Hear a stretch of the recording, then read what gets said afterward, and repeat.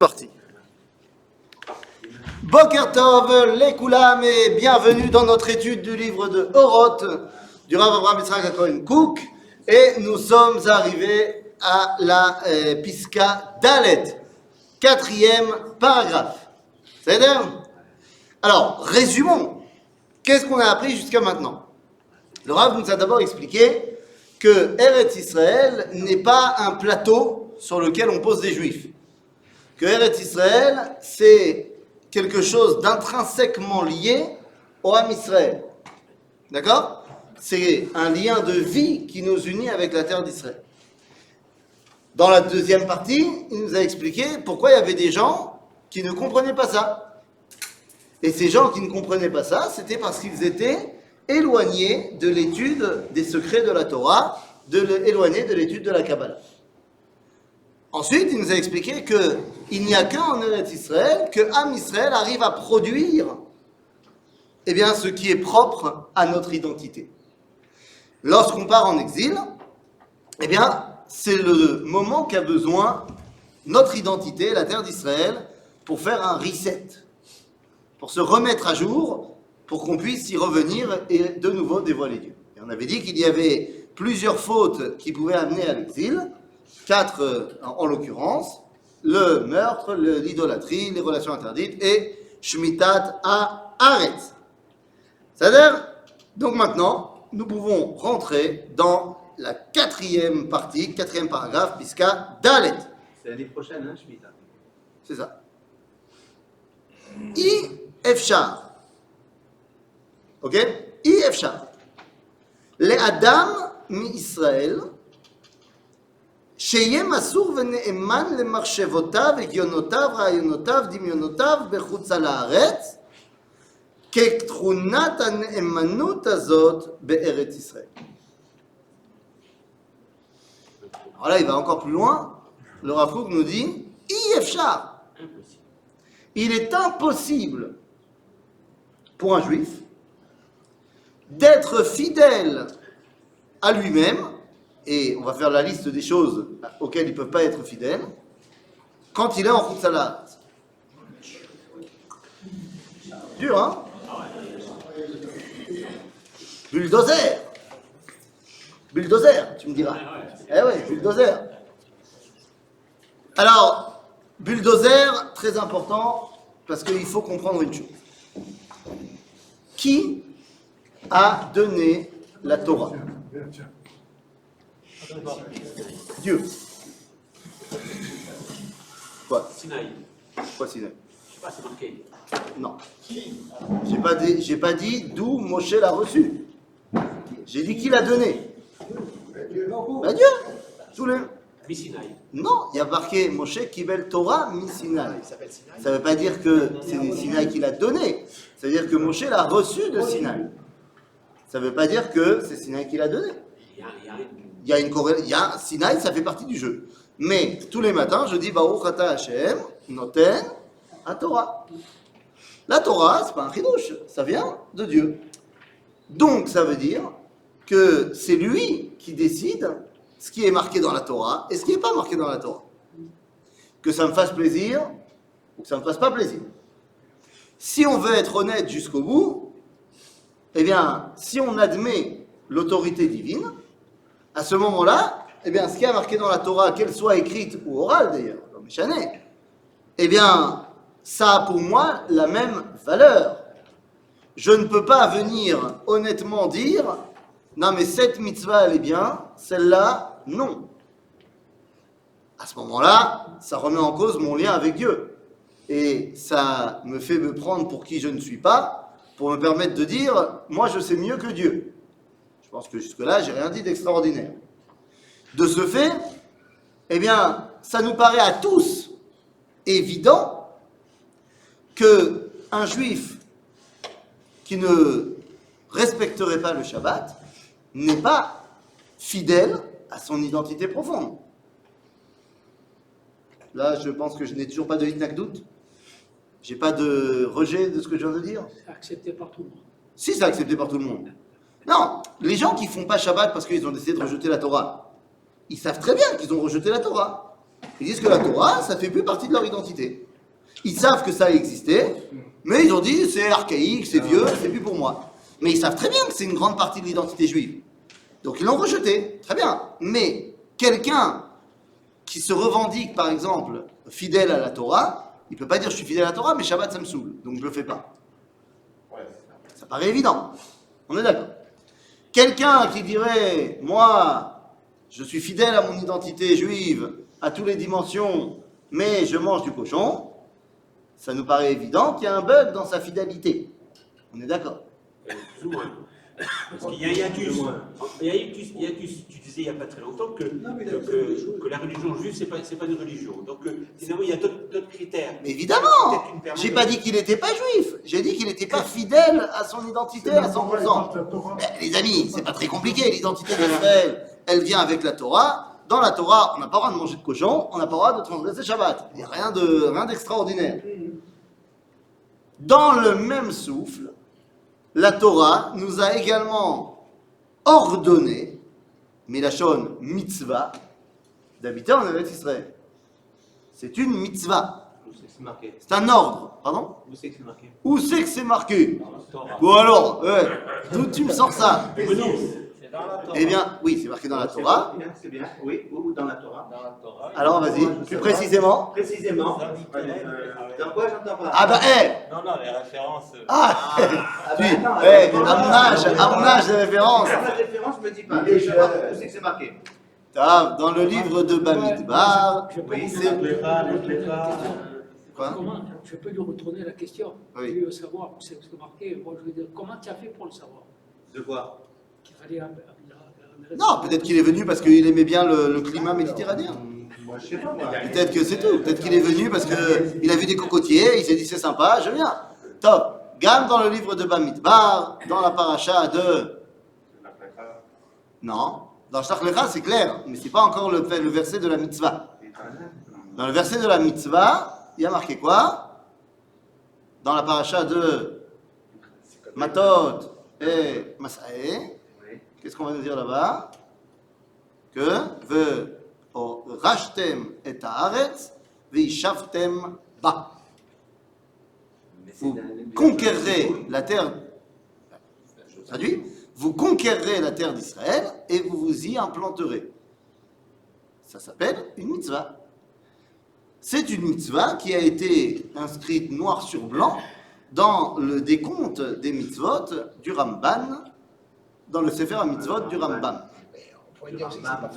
Le Rambam a écrit un livre de mitzvot, qui s'appelle Sefer HaMitzvot. Dans ce livre, il n'a pas marqué qu'il y avait une mitzvah d'habiter en Eretz Israël. Parce que c'est comme l'air. Parce qu'il a expliqué que c'est comme l'air qu'on respire, c'est pas une mitzvah, c'est une évidence. Quoique, il l'a quand même marqué ailleurs. Il l'a marqué pas dans le Sefer HaMitzvot, mais il l'a marqué dans les Ilchot Melachim au chapitre 5. Il y avait une mitzvah d'habiter en Israël. Pardon? Il pouvait peut-être pas le marquer parce qu'il a... Ah, il pouvait marquer ce qu'il voulait. Il pouvait marquer ce qu'il veut. Mais comme principe, il dit qu'on ne marque pas comme mitzvah quelque chose qui est évident. Mais le fait qu'il ait donné la terre à Abraham Oui. pour y vivre, Tout à fait. Mais ça, si je veux me rattacher à plusieurs références qui me disent à quel point il faut être ici, il y en a plein. Mais il y a un verset qui est énoncé en mode mitzvah. D'accord? Maintenant, le Ramban va écrire un commentaire sur le Sefer HaMitzvot du Rambam et va dire voilà les mitzvot que, à mon avis, le Rambam a oublié de citer. Parce que tout le monde est d'accord qu'il y a 613. Mais comment on compte 613? Il peut y avoir des marlocotes. Par exemple, le Rambam va compter que mettre les tefilines du bras, c'est une mitzvah, et mettre les tefilines de la tête, c'est une autre mitzvah. Ok, alors que le Rambam va dire ça, c'est une seule mitzvah qui a deux dinim. Donc j'ai de la place pour une autre mitzvah maintenant. Mais quitte sur le Ramban, lui, il écrit qu'il y a une mitzvah, les Dorot, d'habiter en Israël. Il y a un autre rabbin qui s'appelle Rabbi Moshe Dileon, qui a écrit un livre qui s'appelle Megillat Esther, aussi un commentaire du Rambam, et dans lequel lui il dit qu'il n'y a pas de mitzvah d'habiter en Israël, que la mitzvah était en vigueur depuis Yoshua jusqu'à la destruction du temple, et depuis il n'y a plus de mitzvah jusqu'à l'avènement du Mashiach. C'est là-dessus qui s'appuie. C'est là-dessus que s'appuient les chassidim de Satmer. Le seul problème, c'est que aucun décisionnaire de la halakha, et je précise aucun, pour ne pas dire que vous allez m'en trouver un ou deux, 99% des décisionnaires de la halakha, depuis le Ramban jusqu'à nos jours, ont tranché comme le Ramban et pas comme le Megillat Esther. J'en veux pour preuve que jusqu'à ce matin, tu ne savais pas qui était Rabbi Moshe Dileon Baal Megillat Esther. Par contre, le Ramban, tu savais qui c'était. Mais ça veut dire, donc il y a une mitzvah, halakha, d'habiter en Eretz Israël. Oui, où c'est que d'habiter le Rabbi Léon? Si je ne me trompe pas en Italie, mais je ne suis pas sûr. Rabbi Italie, Léon, Ouais, pardon. mais je ne suis pas sûr. Quel nom tu dis Rabbi Moshe Dileon. Dileron. Non, Dis Oui, mais ça veut dire qu'il est resté habité là-bas. Ça fait très Espagne-Portugal. Non, Bekitsu, il y a donc une mitzvah, de la même façon qu'il y a une mitzvah de faire Shabbat, qu'il y a une mitzvah de manger kasher. Et que donc quelqu'un qui n'y est pas, il n'est pas fidèle à lui-même. Alors encore une fois, des fois c'est pas de sa faute. Ça ne veut pas dire qu'on l'accuse. La galoute, c'est pas de notre faute. Enfin, c'est un peu de notre faute, mais je veux dire, moi personnellement qui suis né en exil, bon bah je suis né en exil. Mais ça veut dire, mais nous dit le Rav Kook, sache que tu ne peux être fidèle à toi-même. En malasot, zemayesh.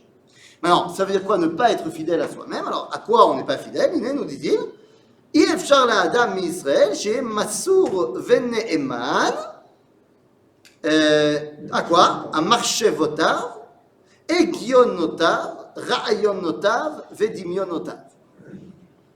Alors, qu'est-ce que c'est que tout ça? Marchavot, c'est au niveau Les pensées. des pensées. Hein? Du sechel. Ensuite, les chashev. Marshava, c'est faire des plans. D'accord? Egionotav. C'est la logique. Oui, mais est-ce que c'est la logique à l'époque de. Enfin, dans cette utilisation? Igayon, c'est des réflexions. Dileron, c'est Des réflexions. Ensuite, ra'ayonotav, des idées. Une fois avoir réfléchi, j'ai une idée. Ve dimionotav, c'est-à-dire la force que j'ai d'extrapoler ce qu'on appelle l'imaginaire. Vos pensées. Imagine. Les pensées, mais imaginaires. D'accord? Tout ça, bechutz haaretz, zelo be'emet sheli. Pourquoi? Eh bien parce que je suis influencé par avira de chutz haaretz. l'air. Je suis influencé par l'air, par l'ambiance, par l'environnement de Roule. Car, je pense que je n'ai pas vraiment besoin d'expliquer. On a vécu dedans, on sait très bien à quel point dans nos têtes, l'ambiance de Chutz La'aretz, en l'occurrence de la culture française, est présente. C'est-à-dire, je n'ai pas besoin de faire des exemples, on est tous conscients de quoi on parle. C'est-à-dire, On peut soulever un petit point, c'est les frontières. Tu parles d'ambiance, d'ambiance dans un lieu. Ce lieu est-il défini bien sûr, parfaitement, bien sûr, avec des frontières? bien sûr. Je voudrais savoir quelles sont les frontières. Ben oui, au nord et Ah, mais c'est très simple. Gaza. C'est très simple. Comme d'habitude, je pourrais te répondre marloquette, évidemment. Mais là encore, dans la paracha de Matot Masé, on a les frontières d'Israël. Sache qu'il y a deux Israël. Il y a une Israël petite et une Israël grande. L'Israël petite s'appelle dans la Torah Eretz Kenaan. L'Israël grande s'appelle dans la Torah Haaretz Azot, ou alors Haaretz, ou alors Eretz Israël. Alors, c'est quoi les frontières? Eh bien, les frontières de la Eretz Israël petite, de Eretz Kenaan, c'est assez simple à visualiser. La frontière ouest, c'est la mer Méditerranée. La frontière est, c'est le Jourdain. La frontière sud, c'est plus ou moins une ligne imaginaire que tu pourrais tracer entre Arad, Beersheva, peut-être un tout petit peu plus bas, jusqu'à Dimona, pas plus. Et au nord, le fleuve du Litani, à peu près à 40 km de la frontière libanaise actuelle. Ok? C'est Eretz Kenaan. C'est un rectangle sympathique. Ok? Eretz Israël, à Haaretz Azot, c'est beaucoup plus grand. Et c'est beaucoup plus compliqué à définir. Parce qu'on sait que la frontière ouest, c'est le Nil. Le Nil, alors est-ce que le Nil ou le delta du Nil, c'est déjà une marloquette? La frontière est, c'est l'Euphrate. Et la question, hein, la vraie marloquette, c'est, ok, au nord et au sud, on fait quoi? Est-ce qu'il s'agit du bas du Nil jusqu'au bas de l'Euphrate et on fait une ligne qui rassemble les deux? Ok, auquel cas ça grandit énormément. Ou est-ce qu'on va justement partir du delta du Nil jusqu'en bas de l'Euphrate? Et à ce moment-là, ça réduit quand même pas mal. Mais dans tous les cas, ça englobe évidemment le Sinaï, ça englobe évidemment la Jordanie, ça englobe évidemment l'Irak. Et au nord, ah ben là c'est une autre question aussi, est-ce qu'on trace un trait en ligne droite du haut de l'Euphrate jusque le haut de je sais pas trop quoi? En gros, ça serait jusqu'au nord du Liban actuel, jusque ce qu'on va appeler le sud de la Turquie. Ça englobe Damas, bien sûr. Ok? Ça s'appelle Haaretz Azot Eretz Israël. La dernière question à laquelle il faut répondre, c'est au niveau de l'eau. Quelles sont les eaux territoriales de Haaretz Azot à ce moment-là? Alors, oui, mais jusqu'où? Jusqu'où ça va? C'est dans la Méditerranée. Est-ce que c'est dans la Méditerranée? Il y a un avis qui n'est pas l'avis prioritaire, qui dit qu'il faut en fait tracer des lignes parallèles, et tout ce qui est dans cette zone-là, donc en gros c'est pratiquement toute la Méditerranée, c'est Eretz Israël. Bon, c'est là Kolkar, c'est pas la ville le plus important, Begadol, c'est à partir de là où on peut voir Eretz Israël. Dès que tu peux voir la côte, alors ça fait partie des eaux territoriales. Ok? Est-ce que Chypre, c'est donc Eretz Israël ou pas? C'est chez là. Ok? La prochaine fois que tu iras faire un petit tioul à Chypre, tu auras un avis sur qui t'appuyer pour dire que tu n'es pas sorti en route là. Si je prends des jumelles et que je vois Israël, ça veut dire. Nous, Bémet. Si je prends un télescope et que depuis la Lune, je vois Eretz Israël. Bravo! C'est chez nous. Ça donne. Donc voilà, donc ça c'est Eretz Israël. D'accord? Ok. Donc, là nous dit le Rav Kook, En Malaasot, si t'es pas là, eh ben t'es pas là. Et donc tu es ailleurs. Et ce ailleurs influe sur toi. D'accord? Pas shoot. Pas shoot, mais j'ai donné un exemple. Ok, un exemple pour que ce soit bien clair. Et un exemple dans lequel moi je suis tombé également. À cause du fait que j'ai grandi en Khoutzarat. Quel va être le choix des images que je vais mettre dans le berceau de mes enfants? Quel va être le choix des images? Quand je dis le berceau, ça peut être le berceau, ça peut être la décoration de la chambre de mes enfants. Quelle va être la décoration, c'est-à-dire l'image que mon bébé va voir, qui va développer, en l'occurrence, son koach hadimion? Si tu es dans le pays, il y Eh a ben, une question. Non, mais s'il y a une question, parce que là, par exemple, regarde, moi j'ai grandi en Israël, enfin j'ai grandi en France, mes enfants sont nés en Israël. Est-ce que je vais leur mettre Blanche-Neige, des dessins jolis, Hamoudim de Disney, ou est-ce que je vais leur dessiner une fresque biblique? Qu'est-ce que je vais aller acheter quand tu vas dans le magasin des petits bébés? Est-ce que dans le truc qu'on met dans la poussette, dans le berceau, est-ce que je mets un mobile avec Mickey Mouse, Hamoud, Meod? Ou est-ce que je mets comme ma femme m'a demandé de mettre au début, de mettre un espèce de grande fresque comme ça avec les photos des rabbanim de Chabad? Grande discussion. Écoute, pas tellement de grande discussion finalement, les rabbanim de Chabad, hein, qu'est-ce que je te dise, même s'ils sont esthétiquement peut-être moins jolis que Mickey Mouse, mais quelle va être l'image que j'ai envie que mes enfants voient en premier? Est-ce que j'ai envie qu'ils voient une souris qui parle, ou est-ce que j'ai envie qu'ils voient Anshe Torah? En général, c'est un petit nounours. J'ai eu un petit nounours. Mais devant les... Ah oui, mais petit nounours, c'était pas possible, parce que ma femme venant d'un monde Chabad, on ne met aucune représentation d'animal impur à proximité de l'enfant.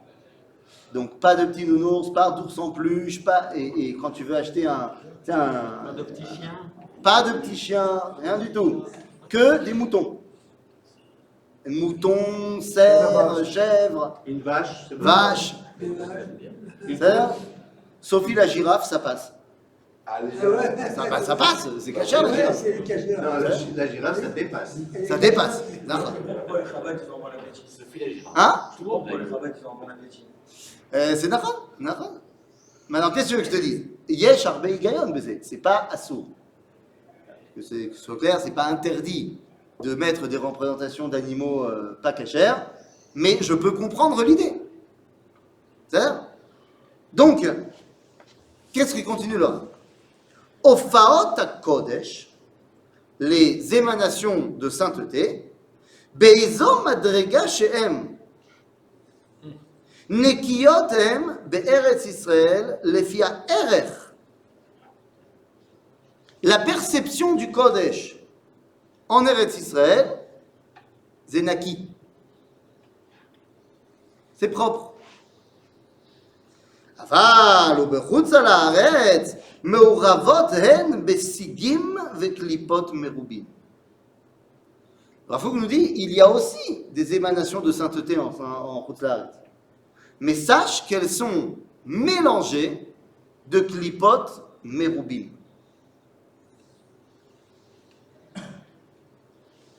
Eh ben, exemple. Prenons un exemple qui n'est pas très connu, mais quand même.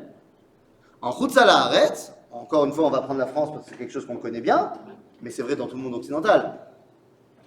En Chutz La'aretz, on est très ancré dans la notion messianique. La notion du Mashiach, la notion messianique, se dévoile en Chutz La'aretz, en Europe, aux États-Unis. Mais elle prend un visage jésuite. C'est un problème. Hein? Missionnaire. Oui, tu as compris, de l'image de Jésus. C'est un problème au niveau juif. Pourtant, l'idée de messianisme, c'est au Ofaat HaKodesh. C'est très important. D'accord, mais regarde comment c'est tourné. Et c'est un vrai problème. Est-ce qu'on n'aurait pas vu, par hasard, dans certaines pâtisseries de très haut niveau, vers le mois de janvier, des frangipanes avec une fève à l'intérieur, kasher la méhadrine. Oui. Bien sûr que kasher la méhadrine. Hein? C'est l'eau fouka, mais c'est évident que tu retrouves là-bas toute cette influence et que quand tu regardes un petit peu ce que c'est l'origine de la galette des rois, c'est l'opidiuk mi bet sifrenu. C'est bon, hein. Ah, c'est bon, c'est nachon. C'est nachon. Qu'est-ce que je te dis? C'est un piège. Non, j'ai aucun problème que tu fasses la galette des rois, mais fais-la en juin. C'est-à-dire, si tu dis c'est un gâteau qui est bon et que tu veux les alototo la Kodesh, il n'y a pas de problème, mais ne le fais pas au moment de la galette des rois en France. C'est tellement inscrit dans la Mais évidemment. Exactement. C'est tellement inscrit dans la chrétienté. C'est comme. Comment ça s'appelle des mots? C'est-à-dire le lendemain, ils ont commencé, c'était mis sur Ben oui. parce que c'est un vendeur. Mais on a la même version en Israël. Il y a des produits qui, dès que ça arrive à un autre moment, regarde, tu as des produits, dès que tu as passé le mois de février, tu trouves plus de crème beau en Israël. Plus de crème beau. Terminé. Ah, le crème beau. Je ne peux pas t'expliquer ce qu'est le crème beau. Je pense que c'est un manque dans ton éducation israélienne. C'est la chaleur, ça n'a rien à voir. Le produit, il tient pas. Oui, bon, j'ai bien compris. J'ai bien compris. C'est comme la fête des morts en France. Il y a des juifs qui vont au cimetière en même temps. Les juifs qui vont au cimetière en même temps que les goy. Et ils n'y vont pas toute l'année. Bekitsour, oui. Par rapport à ce qu'on dit là maintenant, on a appris dans Rosh Hashanah que les rois juifs, ils sont nommés à partir de Nissan, leur règne. Tout à fait. Alors que les rois goy, c'est à partir de Tishri. Tout à fait. Et là maintenant, ce que tu viens de dire, c'est qu'en France, on fait la galette des rois en janvier. Oui, alors. Donc, il faut faire en Nissan, non? Non, Ça. mais janvier, c'est en général, c'est du Tishri Nissan. Non, Malché Umot Haolam, c'est Tishrei. C'est Tishrei. Aval, Nachon, mais je te rappelle que la Gemara a été écrite à une époque où le calendrier grégorien n'était pas encore le calendrier qui s'était développé, certainement pas à Babylone. En d'autres termes, qu'est-ce que je suis en train de te dire? Je suis en train de te dire qu'aujourd'hui, on fait ça en janvier. Pourquoi? Parce que tous les calendriers, ils ont bougé. C'est Zakol. À l'époque, c'était pas comme ça. À l'époque, l'année commençait en Tishrei pour les Goïms. C'est? Et c'est grave. Moi, j'ai une petite précision parce qu'on a parlé tout à l'heure de frangipane et compagnie. C'est-à-dire de connaître un petit peu ce qui nous entoure. Or, c'est justement le message qu'Akadosh voulu nous donner à nous pour transmettre aux nations. Si on veut le transmettre, il faut qu'on les connaisse, il faut qu'on les approche. C'est évident. Et c'est évident. Mais il faut savoir aussi. Il faut, à la limite, on est un petit peu brûlé par cette connaissance, par ces trucs qu'on est obligé d'avoir pour les aider. Encore une fois, le Rav Kook ne dit pas qu'il n'y a pas de rôle à l'exil. Il y a un rôle à l'exil. Mais il faut savoir aussi quels sont les dangers de l'exil. Il faut que tu saches que malgré le fait qu'effectivement... Quand tu prends la voiture, il y a aussi un danger. Donc on te dit, certes, il y avait une raison pour laquelle tu es parti en exil. Tu dois apprendre un petit peu ce que c'est Umot Haolam pour pouvoir influencer sur eux. Tu influenceras pas là-bas, tu influenceras quand tu seras revenu à ton identité. Et n'oublie pas que ce que tu as appris là-bas, c'est pas forcément au top. Parce que c'est mélangé avec énormément de clipotes qui font que tu dois d'abord enlever les clipotes pour arriver, enlever les écorces pour arriver aux fruits. Et si on doit faire notre travail, on est obligé de s'approcher de ceux... Et ça y est, tu t'es approché d'eux pendant 2000 ans. Zéro. Maintenant, le travail est d'enlever ce qui n'était pas bon et de garder ce qui était bon. Ok? Donc, Si tu veux, au niveau politique, il y a quand même quelque chose de paradoxal entre le fait que il y a de nombreux tzadikim sont enterrés en Chutz Haaretz et que chaque année des pèlerinages, je ne parle pas de Oman et ailleurs, mais la plupart des visiteurs, ceux qui se déplacent, ce sont des gens originaires d'Israël, qui habitent en Israël. qui a dit que Donc, c'était il y a- permis? Pardon? Qui a dit que c'était permis?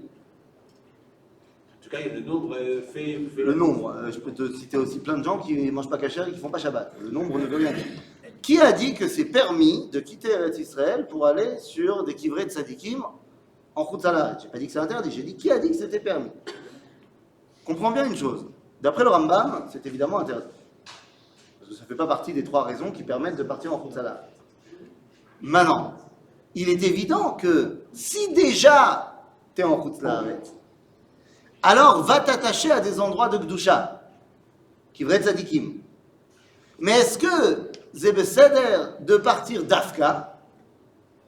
Je me souviens que lorsque on partait dans les groupes en Pologne pour leur expliquer la Shoah, machin, je voulais que chaque jour on aille sur au moins un des kivrei tzadikim qu'il y a dans la région.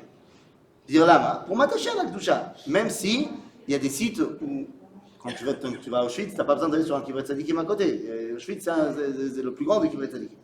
Mais des fois, tu vas dans des sites où il ne reste plus rien, machin.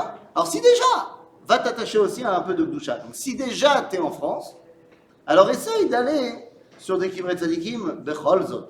Mais est-ce que je vais partir d'Israël pour aller là-bas? C'est she'ela gdola meod.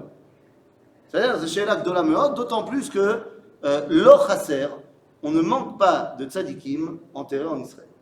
Donc si ton truc c'est d'aller sur les tombeaux des tzadikim, je peux te faire une liste non exhaustive de tombeaux que tu as à aller visiter avant d'aller commencer à aller en Ukraine ou en Pologne ou au Maroc ou ainsi de suite. C'est-à-dire, va commencer par aller visiter tous les tzadikim qui sont enterrés à Herzl et après on pourra discuter d'aller ailleurs.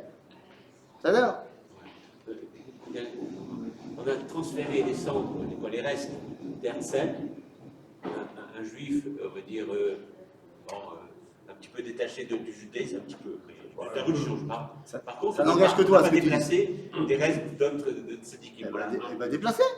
Prends sur toi, ça coûte de l'argent, vas-y. Vas-y, au boulot. Ils ont voulu déplacer. Mais il y en a plein, au boulot. Ils ont voulu, mais. Fais une proposition. Ils laissent pas. Je suis sûr qu'avec un gros chèque, on peut arranger les choses. בסדר? בקיצור, הופעות הקודש באיזה מדרגה שהן נקיות הם בארץ ישראל לפי הערך, ובחוץ על הארץ מעורבות הם בשיגים וקליפות מרובים. אמנם, לפי גודל התשוקה והקישור של האדם לארץ ישראל, הרי רעיונותיו מזדככים מיסוד אווירה דארץ ישראל, החופף על כל מי שמצפה לראותה. Dit le Rav Kook, bon, maintenant que je t'ai dit ça, tu as bien compris que celui qui habite en Roule, sa façon d'entrevoir la Torah, elle bug et tout ce que tu veux. Bechol Zot, il donne quand même un espoir à celui qui habite en Chutz La'aretz, et il dit, en fonction de ton attachement à Eretz Israël, alors tes pensées là-bas peuvent quand même s'élever. Plus tu es attaché à Eretz Israël, plus l'air d'Israël peut rentrer chez toi. C'est ce que dit le Rav Harlap, Rabbi Yaakov Moshe Harlap, lorsqu'il reçoit les premiers manuscrits du livre Resh Milin du Rav Kook. Le Rav Kook est son maître. Il est à Londres. Il est bloqué en Europe à cause de la guerre, ce que tu veux. Et il écrit là-bas Resh Milin. Et une copie du début de Resh Milin arrive à Jérusalem au Rav Harlap. Et le Rav répond, enfin il écrit, c'est évident qu'un tuyau de Eretz Israël est attaché à la tête du Rav Kook. Parce que sinon, là-bas, il n'aurait jamais pu écrire un livre comme ça. Oui, il y a une espèce de tuyau qui le connecte, un câble, il y a un câble USB qui le connecte à Eretz Israël, bien qu'il soit à Londres. Parce que sinon, c'est pas possible d'écrire un livre aussi profond et aussi grand et aussi extraordinaire. Ah, il parle de Resh Milin, il ne parle pas de Midbar Shur. Midbar Shur, il écrit effectivement quand il est encore jeune. C'est le nom du Rav. Le Rav Kook s'appelle Shur. Le nom du Rav Kook, c'était Rav Kook à sa naissance. Oui, Shur. C'était Shur. Faut tout d'abord. Hein? Donc, nous dit ici le Rav, il nous dit, celui qui est kashour à Eretz Israël, az Ersheu, il peut quand même puiser de Eretz Israël et ça peut calmer ses influences extérieures. Et il cite pour cela un verset, Simchu et Yerushalayim vegilu ba kol ohavea. Si tu es rattaché à Eretz Israël, ça peut passer. C'est-à-dire, c'est la colle. Donc on comprend ici que notre capacité à être nous-mêmes, pas seulement dans les actes, mais également dans les réflexions, eh bien ça doit passer par la terre d'Israël. De la même façon que notre capacité à être nous-mêmes passe par Shabbat, et passe par la Kashrut, et passe par toutes les mitzvot de la Torah, eh bien elle passe également par Eretz Israël. Chazak Baruch.